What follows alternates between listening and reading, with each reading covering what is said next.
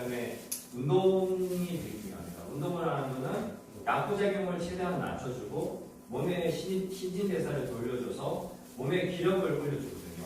약을 못 이기시는 분 있죠. 맨날 이렇게 누워있고 저도 이제 한 몇 년 정도 걸렸는데 누워가지고 오전 시간을 없이 지냈습니다. 거의 한 11시에 일어났어요. 항상 11시, 12시에 일어나고 밤에 9시에 자는데도 11시에 일어났습니다. 굉장히 산소 같지 않는 그런 삶을 한 2, 3, 4년 이렇게 지냈는데 그것을 이기는 방법이 운동입니다. 하루에 뭐 30분이라도 산책을 하고 햇빛을 쬐고 등산을 가고 그리고 자기한테 맞는 걷기 운동이나 뭐 운동 같은 거를 해서 몸의 기력을 끌어올려주면 약부작용을 능가하게 되면 나중에 기력이 살아나요. 그러면 건강관리가 되거든요. 근데 모든 사람들 운동이 좋다는 거 알지만 안 하기 때문에 특히 저신증이 있으신 분들은 더 좀 늘어져요. 그리고 운동을 더 하네요. 그러니까 이게 몸이 더 회복되지가 이렇게 회복되는 거라고 생각이 되거든요. 규칙적인 생활 패턴 이제 이렇게 생활을 잘 규칙적으로 해야 되고요. 병원 외래에 가는 거 처음에 부모님이 도와주셨습니다. 네, 어떻게 하냐면 가가지고 얘기할 때 무엇을 얘기해야 되는지 잘 모르니까 부모님이 먼저 좀 도와주셔야 돼요. 그래서 가가지고 빠져먹고 얘기 안 하는 게 있어요. 당사자 입장에서는 내가 이걸 얘기하면 약을 올려버려 의사가 약이 올릴까 봐. 그리고 이렇게 하면서 두려워서 말을 안 하는 경우가 되게 많거든요. 근데 처음에는 부모님의 코치가 되게 중요합니다. 그래서 약물 어머니가 한 몇 개월, 6개월 이상 같이 병원에 외래를 가주셨습니다. 그래서 저도 이제 그 도움을 받았고요. 그래서 의사 선생님한테 솔직하게 얘기하는데 그 주치의하고 이제 이 신뢰관계가 중요하거든요. 근데 주치의가 아니라 의사가 계속 바뀌잖아요. 그러면 잘 안 해줘요. 자기 환자가 아니기 때문에 약만 딱 처방하고 상담도 제대로 안 해주고 끝나는데 주치의는 애정이 있어요. 그래서 이제 갑자기 약을 올리지도 않고 갑자기 내리지도 않습니다. 그래서 착실히 해주니까 병원 외래를 꾸준히 가고 약을 꾸준히 먹으면서도 뭔가 심리적인 변화, 수면의 변화, 식사의 변화, 어떤 현대 지금 내가 하는 일에 어떤 변화가 있을 때 인간관계 갈등이 있을 때 그걸 얘기하셔야 돼요. 그래서 이제 도움을 받고 상담의 도움과 그리고 약물 필요하면 약물의 조절도 필요한 그런 도움을 계속 받아오는 거죠. 예, 뇌관리 되게 중요하고요. 그 다음에 지역사회 정말 납병동까지 가는데 그게 이제 사회복지 시스템이랑 비슷한 것 같아요. 요즘에는 이제 정신건강복지센터가 아직까지도 너무 1인당 뭐 100명씩 보고 굉장히 지금 관리가 잘 안 되잖아요. 조금씩 개편이 있다고는 하는데 사회복지 시설도 많지도 않고 이제 여러 쪽으로 좀 부족하잖아요. 그렇지만 도움을 받을 수 있는 데까지 받을 수 있다고 하거든요. 이제 사회복지 시설을 예를 들어서 제가 실습을 했던 병원이 사회복지 시설이 있는데 4단계 코스로 되어 있는 경우가 많잖아요. 취업 단계까지 연결해주는 그런 데서 받아서 취업의 단계까지 가서 어떤 도움을 받을 수 있으면 정말 좋은 것 같아요. 예. 그 다음에 이제 스트레스 해소법. 스트레스와 약물 관리만큼 스트레스 관리가 중요하다고 했잖아요.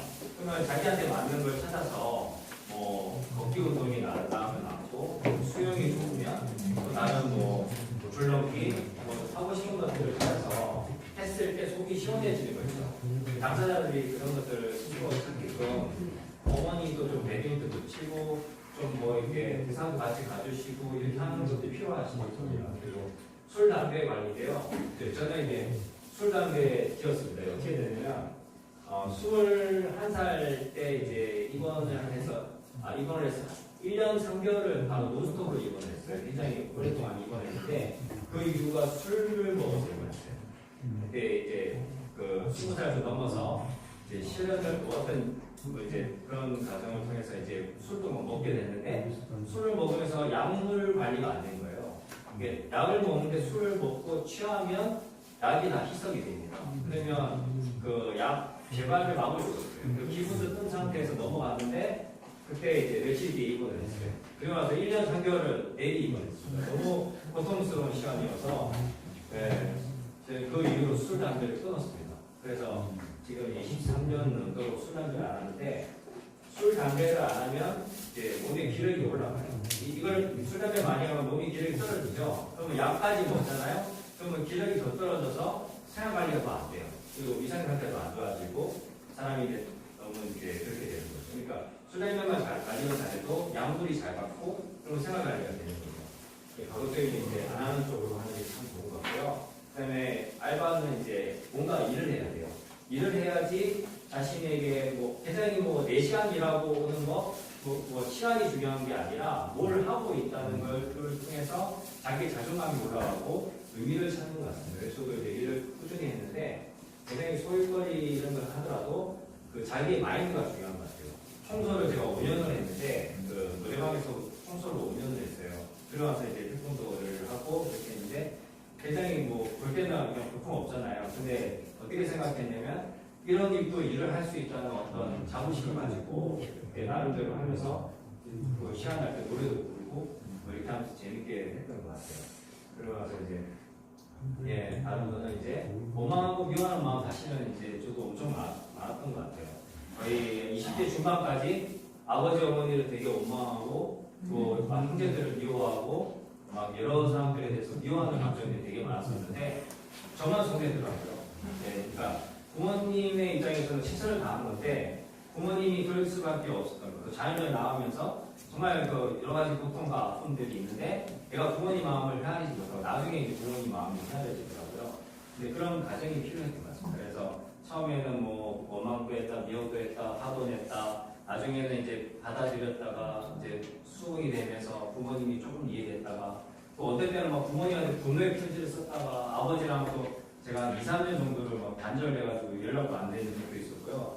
굉장히 그 한 10년 정도를 20살 이후로 10년 만에 부모님하고 화해를 했습니다. 그래서 아버지하고 그다음 지금은 이제 얘기도 잘하고 대화도 많이 하고 어머니하고 다 잘 지내면서 그런 과정들이 있었는데 부모님은 꾸준히 한 자리에 버팀목 같이 버텨주시고 기도해 주시면 자녀들은 돌아오게 되어 있습니다. 그래서 저도 이제 그 과정들을 통해서 이렇게 여러 가지 과정을 통해서 해소하고 상담이나 뭐 신앙생활을 통해서 이렇게 해소하고 사람들 만나면서 부모님에 대한 이해도 생기고 하면서 저도 그렇게 됐던 것 같아요. 그리고 내 속에 이제 5가지 감사, 운동, 기도, 공동체, 영성. 이거는 뭐 종교적으로 얘기한 게 아니라 뇌과학자들이 얘기한 거예요. 근데 아주 그냥 신앙생활하고 비슷하죠.